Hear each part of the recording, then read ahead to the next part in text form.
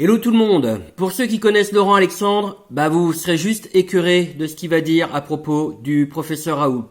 Pour ceux qui ne connaissent pas Laurent Alexandre, vous allez être écœurés et comme je vais vous donner quelques pistes pour mieux le connaître, vous allez être aussi horrifiés. C'est parti. Vous continuez, docteur Alexandre, à demander que l'on puisse traiter tous les patients en France avec l'hydroxychloroquine du professeur Raoult. Vous dites d'ailleurs que depuis 24 heures, il n'y a plus aucun politicien de premier rang qui ne soutient ce traitement par peur.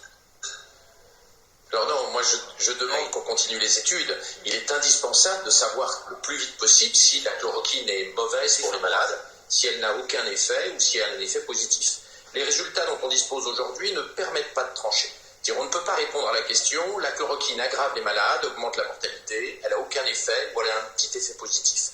Donc il est très important que les essais cliniques réalisés selon les standards internationaux, c'est-à-dire Discovery, l'étude qui est en cours à Angers, et puis 8 autres études en cours dans le monde, soient faites le plus vite possible. Donc il est très important que les patients acceptent de rentrer dans ces essais cliniques aux standards internationaux, parce qu'on a besoin de répondre à la question. Il faut qu'on sache si la chloroquine marche ou ne marche pas. Les études chinoises sont très hétérogènes et certaines sont de très très mauvaise qualité, donc on ne peut toujours pas trancher. Et il est fondamental qu'on puisse trancher. Si on veut avancer vers des traitements qui guérissent les malades, il faut qu'on puisse savoir, au travers de standards scientifiques internationaux, définitivement, quelle molécule marche et quelle molécule ne marche pas. On a fait comme ça avec le sida, on a fait la même chose avec l'hépatite C. On ne peut pas se fier à notre intuition, nos médecins. Notre intuition nous trompe beaucoup. Le médicament dans lequel on avait le plus confiance au début de l'épidémie du sida, le HPA23, quand on l'a étudié selon les standards scientifiques internationaux, on s'est rendu compte qu'il aggravait la mortalité, il accélérait la déchéance des patients, il avait donc un effet néfaste. Alors, okay. Il est fondamental de respecter les standards internationaux en matière d'essais cliniques pour être certain. L'intuition ne suffit pas. Alors, okay. Il faut des certitudes. On a une question de Karim Zeribi. Oui, je suis surpris encore des propos de Laurent Alexandre, mais il nous a habitués à ça. Il nous parle de l'étude Discovery. L'étude Discovery ne prend pas le protocole de Didier Raoult tel qu'il le prescrit, puisqu'il n'y a pas d'azithromycine. Donc, je suis surpris que vous attendiez de vous référer à cette étude qui ne prend pas le protocole et l'association d'hydroxychloroquine et d'azithromycine. Je ne sais pas si vous faites exprès ou pas, mais si vous comptez tirer les enseignements du protocole Raoult à partir de l'étude Discovery qui ne prend pas en compte le protocole Raoult, que voulez-vous démontrer avec ça? Qu'il a tort alors qu'on n'a pas testé son protocole? Je ne comprends pas votre démarche. Vous êtes quand même d'un niveau qui doit permettre à la population d'y voir clair et pas de créer le flou dans ce qui se passe. Discovery ne teste pas la méthode Raoult. Dites-le, Laurent Alexandre. Je ne comprends pas ça. Pour l'instant, on n'est pas en train de savoir si on teste ce que veut Raoult ou pas. Mais si, puisque vous dites que vous ne croyez pas à son procédé. Mais Monsieur Alexandre, vous dites je ne crois pas à son procédé, il faut faire des études. Il faut faire des études cliniques.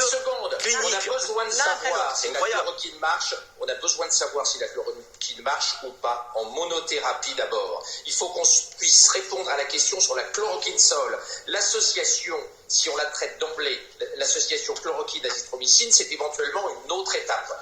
Raoult a dit qu'il y avait déjà une efficacité très forte avec la chloroquine sol. Mais non, ne parlez pas à sa place. Laurent Alexandre, vous êtes... Laurent Alexandre.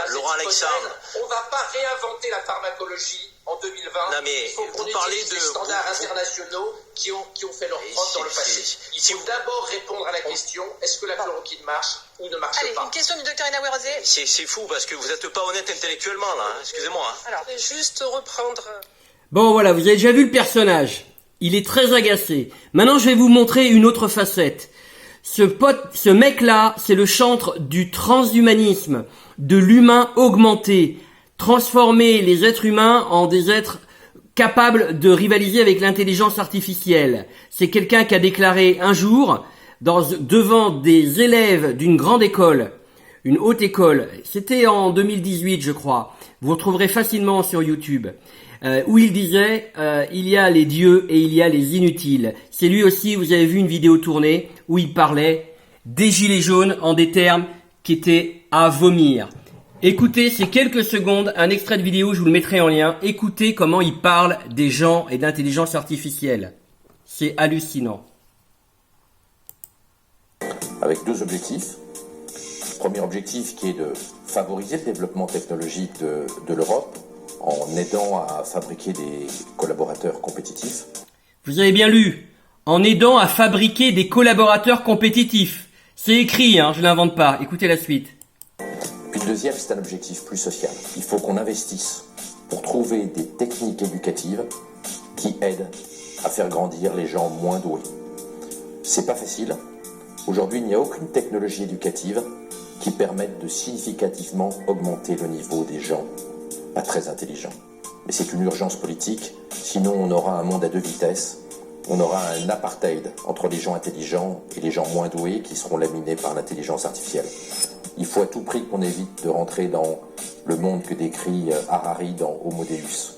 Des dieux et puis des inutiles. Voilà, ça fait froid dans le dos, c'est normal. Maintenant, on va écouter la suite du clash avec Karim Zeribi. Écoutez la deuxième partie, là il perd le contrôle. Petit à petit, voyez le personnage. Il est terrifiant, ce gars-là. Vous allez voir. Allez, écoutez la suite et regardez un petit peu comment le ton va monter, comment on va voir qu'il s'énerve. C'est incroyable comment il va parler du docteur Raoult. Ça veut dire que le protocole de Didier Raoult n'est pas testé tel qu'il le prescrit. C'est tout. Donc ça veut dire qu'il est difficile de dire il faut des essais cliniques, mais ces essais cliniques-là ne mesurant pas le protocole de Didier Raoult, on ne pourra pas dire s'il est efficace ou pas. En tout cas, pendant ce temps-là, on a 500 morts par jour et lui, il soigne des personnes à Marseille qui viennent le voir. Allez, le résultat, il est là. La réponse de Dr Alexandre. Écoutez, si la méthodologie utilisée par Didier Raoult n'avait pas été si nulle, si ces études à Raoult n'étaient pas aussi nulles, Vous parlez d'un des plus grands virologues à l'échelle internationale. Hein. On aurait déjà la réponse. Raoult, dans le même temps, aurait pu faire des essais cliniques aux standards internationaux. Si ces études n'étaient pas aussi nulles sur le plan statistique, eh bien aujourd'hui, on aurait déjà la réponse. Donc, il faut arrêter de faire des études sans rigueur statistique. Et Raoult nous a mis dans une impasse. Et maintenant, il faut attendre le résultat des études qui sont faites selon les standards internationaux. Raoult est extrêmement coupable compte tenu des mauvaises études qu'il a faites. Sa première étude et sa deuxième étude sont ininterprétables. On ne peut en tirer aucune conclusion. Franchement, Raoult, que j'aimais beaucoup, a fait beaucoup de mal en développant deux essais cliniques qui étaient avec des méthodologies légères et c'est un euphémisme. Ok, merci beaucoup, Dr Laurent Alexandre, d'avoir défendu votre point de vue.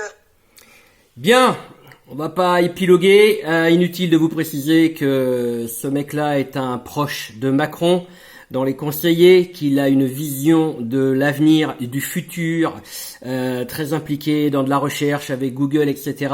Vraiment, je vous mettrai aussi la fiche Wikipédia, le lien avec la vidéo que je vous ai montré. Faites vos recherches. Pour tous ceux qui connaissent déjà Laurent Alexandre, vous savez qu'on a très peur. Allez, on lâche rien.